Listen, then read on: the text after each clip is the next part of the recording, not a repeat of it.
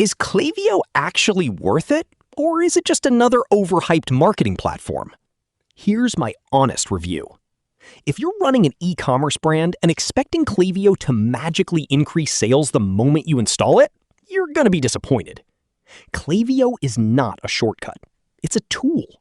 And like any tool, the results depend on how you use it. That said, there's a reason Klaviyo has become one of the most popular platforms among Shopify stores, DTC brands, and e-commerce companies.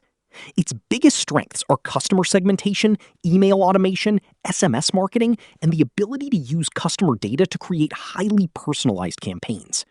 Many users consistently highlight its ease of use, powerful segmentation capabilities, and strong e-commerce integrations.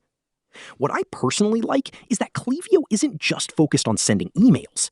It helps businesses understand customer behavior. You can build automated flows for abandoned carts, welcome sequences, post-purchase follow-ups, win-back campaigns, VIP customers, and customer retention strategies, all from one platform. Advanced automation and deep e-commerce integrations are frequently cited as key advantages. Now let's talk about the downside. Klaviyo can get expensive as your contact list grows. This is probably the most common criticism from users. Several reviews note that costs increase significantly with larger subscriber databases, making it less attractive for smaller businesses or brands that aren't yet generating substantial revenue from email marketing. There's also a learning curve. While many marketers describe the platform as intuitive, getting maximum value from Klaviyo requires understanding automation, segmentation, customer journeys, and retention marketing.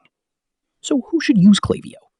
If you're running a Shopify store, e-commerce brand, subscription business, or DTC company where customer retention matters, Klaviyo is one of the strongest options available today. Many independent